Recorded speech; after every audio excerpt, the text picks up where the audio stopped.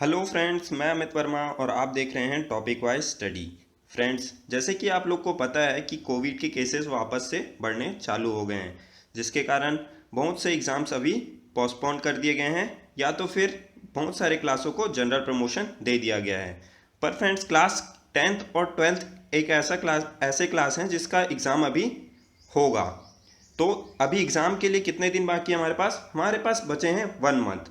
तो 1 मंथ में आपको ऐसे ऐसे चीज़ें पढ़ना है जो कि आपके लिए बहुत इंपॉर्टेंट है, जो कि आपके पेपर में पूछे जा सकते हैं।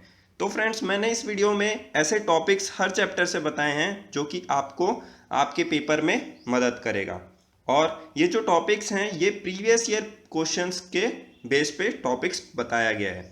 तो फ्रेंड्स, इस वीडियो को ज़रूर देखिएगा और लास्ट तक देखिएगा, तो आपको बहुत अच्छा बेनिफिट मिलेगा। तो चलिए इस वीडियो को शुरू करते हैं। उससे पहले अगर आप इस चैनल में नए हैं तो इस चैनल को लाइक करें और बेल आइकन पे क्लिक ज़रूर करें, जिससे कि आपको इस चैनल से रिलेटेड लेटेस्ट नोटिफिकेशन मिलती रहे। चलिए फ्रेंड्स, शुरू करते हैं हम हमारे पहले चैप्टर से। पहला चैप्टर है हमारा केमिकल रिएक्शंस। फ्रेंड्स, इस चैप्टर में हमको जो पढ़ना है वो टॉपिक है हमारा, फर्स्ट है हमारा बैलेंस केमिकल इक्वेशन। फ्रेंड्स, इसमें क्या करना है, आपको जितने भी बैलेंस केमिकल इक्वेशन आपके एनसीईआरटी बुक में दिए होंगे उनको सॉल्व कर लेना है। उसके बाद है हमारे टाइप्स ऑफ केमिकल रिएक्शन, कि हमारे केमिकल रिएक्शन से वो कितने टाइप्स के हैं। जैसे कि हमारे पास combination reaction, decomposition reaction, displacement reaction और इनके एक एक एग्जाम्पल्स। ठीक है। तो फ्रेंड्स, इस चैप्टर में से ये चीज़ें सबसे ज़्यादा इंपॉर्टेंट है। क्या? बैलेंस केमिकल इक्वेशन, और दूसरा है हमारे टाइप्स ऑफ केमिकल रिएक्शंस, इन सब के डिफाइन और एक एक एग्जाम्पल्स। फ्रेंड्स, अब देखते हैं सेकंड चैप्टर। फ्रेंड्स, तो सेकंड चैप्टर है हमारा एसिड, बेस एंड सॉल्ट्स। इसमें सबसे पहले हमको पढ़ना है एसिड, बेस और सॉल्ट के डेफिनेशंस और उसके प्रॉपर्टीज। ठीक है। सेकंड हमको पढ़ना है इसमें importance of pH in everyday life. मतलब इसमें क्या क्या टॉपिक आ जाएंगे आपके, जैसे टूथ डीके हो गया, या सॉइल में ज़्यादा एसिड, सॉइल हमारा एसिडिक हो जाता है तो उसको बेसिक करने के लिए हम क्या उसमें कौन सा केमिकल मिलाते हैं, ये सब आ जाते हैं हमारे किसमें, importance of pH in everyday life में। उसके बाद थर्ड हमको इस चैप्टर में पढ़ना है प्रिपरेशन एंड यूजेस, किसके, हमारे सोडियम हाइड्रोक्साइड के, ब्लीचिंग पाउडर के, baking soda, washing soda, plaster and Paris, ये सब के हमको यूजेस और प्रिपरेशन पढ़ने हैं। फ्रेंड्स, याद रखना जब भी आप इसको पढ़े तो इनके फॉर्मूलेज को ज़रूर याद करना, क्योंकि वो इंपॉर्टेंट है। ठीक है। अब देखते हैं हम थर्ड चैप्टर में क्या क्या इंपॉर्टेंट टॉपिक्स हैं। फ्रेंड्स, थर्ड चैप्टर है हमारा मेटल एंड नॉन मेटल्स। ठीक है। इसमें पहला हमारा इंपॉर्टेंट टॉपिक है properties of metal and non metals. ठीक है। दूसरा है रिएक्टिव सीरीज। रिएक्टिव सीरीज में हम क्या देखते हैं कि कौन सा मेटल कितना ज़्यादा रिएक्टिव है, उसके बेसिस पे हम बहुत सारे रीजनिंग क्वेश्चंस आते हैं इस बेसिस पे। ठीक है। उसके बाद है हमारे एक्सट्रैक्शन ऑफ मेटल्स, कि मेटल्स को आखिर हम ओर से अलग करते हैं तो वो क्या क्या मेथड्स होते हैं उनको अलग करने के, ये सब पढ़ना है।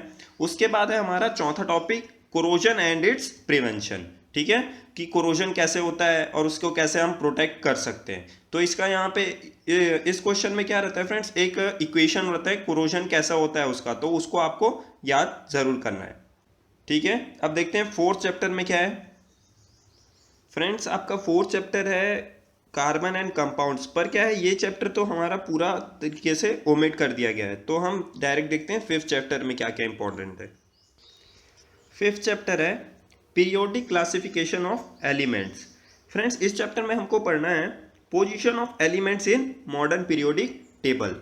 इसका मतलब क्या है कि एक पर्टिकुलर जो एलिमेंट है वो मॉडर्न पीरियोडिक टेबल में कहाँ पे उसका पोजीशन है, जैसे कि उस कौन से ग्रुप में है, कौन से पीरियड में है, ये सब आपको पता होना चाहिए। और फ्रेंड्स, इसका ना आप लोग 1 to 30 एलिमेंट जो सामने के हैं वो आपको परफेक्ट याद होने ही चाहिए। उसके बाद अगर आप कर लेते हैं तो आपके लिए अच्छा है, नहीं तो 1 से 30 तक तो आपको याद होने ही चाहिए। सेकंड, हमको इस चैप्टर में हमको पढ़ना है trends in modern periodic table. Trends in modern periodic table का मतलब क्या है कि एक जो हमारे एलिमेंट्स में क्या चेंज आते हैं जब हम मॉडर्न पीरियोडिक टेबल में मूव करते हैं। कैसे मूव करते हैं, टॉप टू बॉटम, या राइट टू लेफ्ट, या लेफ्ट टू राइट, या बॉटम से टॉप की तरफ, तो हमारे एलिमेंट्स में क्या क्या चेंजेस आते हैं। फ्रेंड्स, तो ये दो टॉपिक है चैप्टर 5 में इंपॉर्टेंट। अब देखते हैं हम अगले चैप्टर में क्या चीज़ है।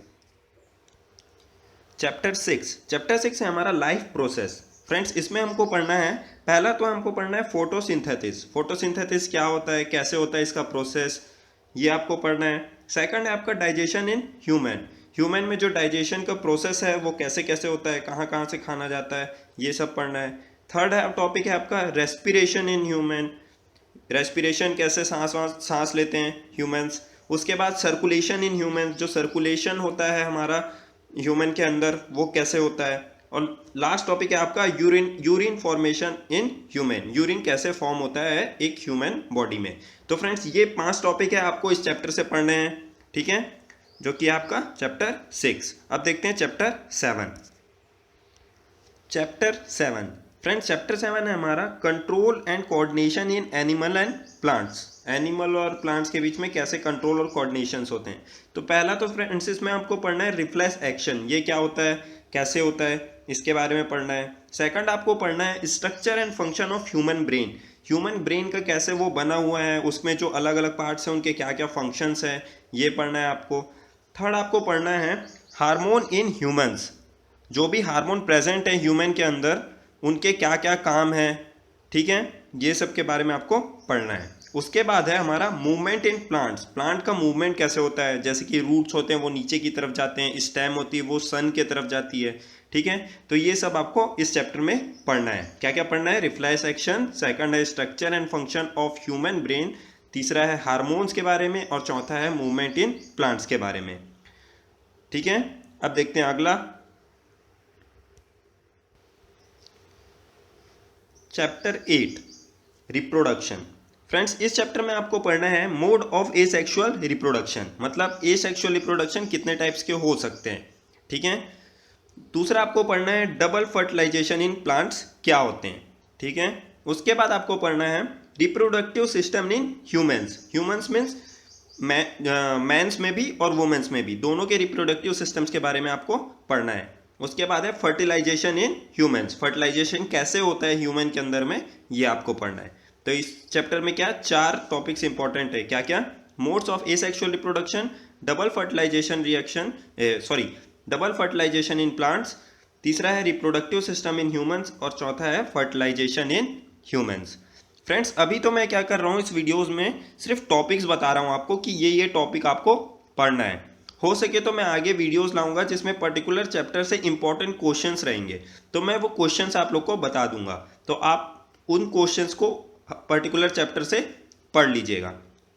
तो देखते हैं हम अगले चैप्टर में कौन सा इंपॉर्टेंट टॉपिक्स हैं। Chapter 9 heredity and evolution. Friends, इसमें जो आपके इंपॉर्टेंट टॉपिक्स हैं, पहले तो हैं ये मोनोहाइब्रिड एंड डाइहाइब्रिड क्रॉस। इसका आपको क्या करना है, इसका डिफाइन पढ़ लेना और इनके बीच के डिफरेंस बिटवीन देख लेना कि ये दोनों एक दूसरे से कैसे अलग हैं। उसके बाद सेकंड आता है आपका होमोलॉगस एंड एनालॉगस ऑर्गन। इसके बारे में आपको अच्छे से पढ़ना है फ्रेंड्स, ये इंपॉर्टेंट टॉपिक्स है, ये बार बार पूछे जाते हैं। उसके बाद आपको पढ़ना है फॉसिल्स के बारे में। फॉसिल्स कैसे बनते हैं और कैसे पता लगा जाता है कि ये फॉसिल्स कितने पुराने हैं या कितने नए हैं। फ्रेंड्स, तो नेक्स्ट चैप्टर है हमारा चैप्टर 10, जिसका नाम है light reflection and rarefaction. Friends, इस चैप्टर में हमारे जो इंपॉर्टेंट टॉपिक्स हैं वो हैं reflection and refraction of light, ठीक है। रिफ्लेक्शन और रिफ्रैक्शन में क्या अंतर होता है, रिफ्लेक्ट वो होते हैं जो पूरी तरह टकरा के वापस आ जाते हैं, और रिफ्रैक्शन क्या होता है कि कुछ लाइट टकरा के वापस आती है और कुछ लाइट पास हो जाती है, ठीक है। तो ये दोनों के बारे में आपको पढ़ना है, इनसे रिलेटेड बहुत सारे रीजनिंग क्वेश्चंस आते हैं, उनके ऊपर आपको ध्यान देना है, ठीक है। उसके बाद है आपका mirror formula and lens formula. इससे रिलेट क्या आता है, आपका आ जाता है न्यूमेरिकल्स, ठीक है। मिरर फार्मूला और लेंस फार्मूला बेस्ड आपके न्यूमेरिकल्स आ जाते हैं। और एक होता है फ्रेंड्स जिसमें आपको डायग्राम बनाना होता है, ऐसे करके यहाँ पे मिरर होता है, ठीक है। ये वाला जो आपका डायग्राम होता है, ये ऑब्जेक्ट है, यहाँ से लाइट गया और टकरा के फोकस से पास हुआ, ये वाले जो डायग्राम्स है ये आपको लेंस के भी आने चाहिए और मिरर के भी आना चाहिए, इससे रिलेटेड आपके क्वेश्चन आते हैं, ठीक है। अब देखते हैं अगला chapter 11 human I and colourful world. Friends, इसमें हमको जो पहला टॉपिक है हमको पढ़ना है वो क्या है, defection of eyes and their correction, कि हमारे आंखों में क्या प्रॉब्लम है और उसको हम कैसे ठीक कर सकते हैं। दूसरा हमको पढ़ना है स्कैटरिंग ऑफ लाइट के बारे में। स्कैटरिंग ऑफ लाइट से रिलेटेड हमारे क्या रीजनिंग क्वेश्चंस आते हैं, जैसे कि हमारा स्काई ब्लू क्यों दिखाई देता है, ठीक है, ऐसे टाइप के क्वेश्चंस। वैसे ही टाइप के क्वेश्चंस आते हैं हमारे एटमॉस्फेरिक रेयरफेक्शन से रिलेटेड, जैसे कि हम जो स्टार्स देखते हैं वो ट्विंकल क्यों करते रहते हैं, तो इसका एक रीज़न है एटमॉस्फेरिक रिफ्रैक्शन। तो ऐसे टाइप के क्वेश्चंस इन दोनों टॉपिक से बनते हैं, ठीक है। तो चैप्टर 11 में हमारा 3 टॉपिक इंपॉर्टेंट हो गया, जैसे कि defection of eyes and their correction, scattering of light, और तीसरा है हमारा एटमॉस्फेरिक रेयरफेक्शन, ठीक है। अब देखते हैं अगले चैप्टर 12 इलेक्ट्रिसिटी। फ्रेंड्स, इस चैप्टर में हमको पढ़ना है questions on the series and parallel combination of resistance, ठीक है। इसमें कैसे क्वेश्चंस आते हैं, सीरीज और पैरेलल में आपके रेजिस्टेंस कनेक्टेड रहेंगे और आपको उनको सॉल्व करना रहेगा। तो ये जो टॉपिक हो गया ये हो गया न्यूमेरिकल बेस्ड टॉपिक, ठीक है।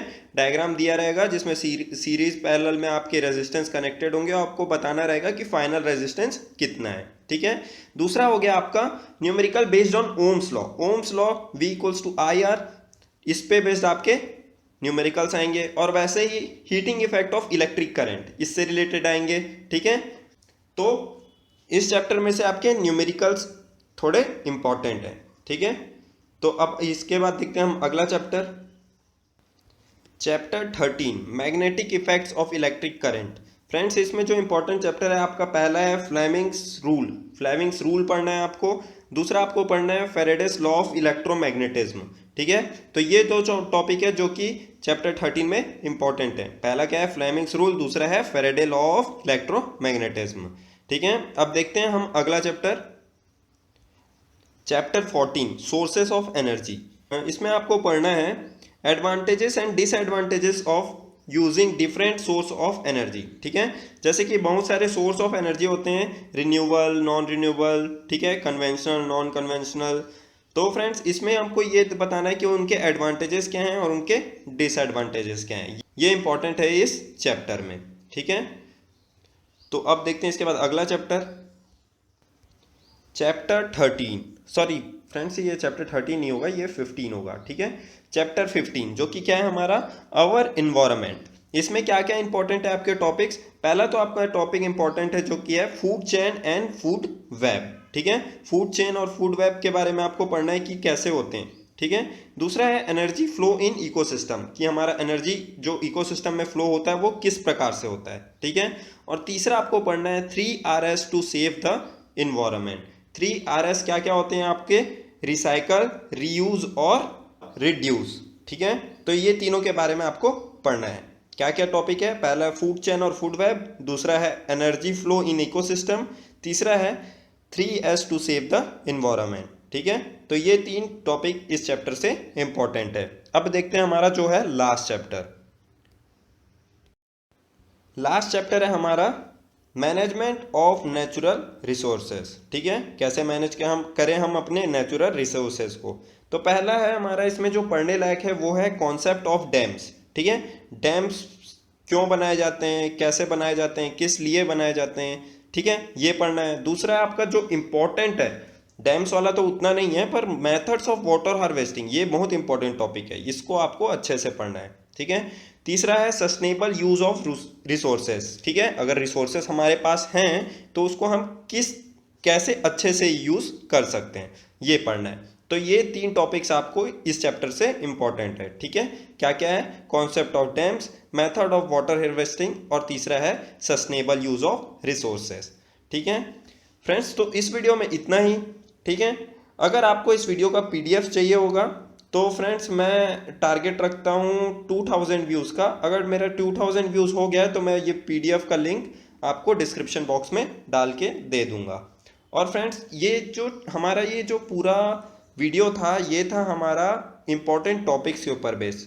अगर आपको पर्टिकुलर चैप्टर के इम्पोर्टेंट क्वेश्चंस चाहिए तो आप कमेंट बॉक्स में बता दीजिएगा। मैं कोशिश करूँगा कि हर चैप्टर के इम्पोर्टेंट क्वेश्चंस मैं आगे जो भी वीडियो मैं अपलोड करूं उसमें करूं, ठीक है। तो चलिए फ्रेंड्स, आज के लिए बस इतना ही। अब मिलेंगे हम हमारी अगली वीडियो पे, तब तक के लिए goodbye and have a nice day.